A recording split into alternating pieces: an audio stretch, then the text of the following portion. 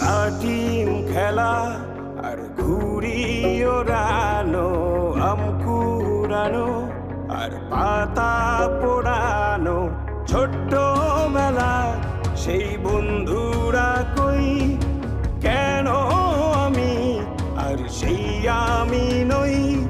আজ অনেক বছর পরে খুঁজে ফিরি,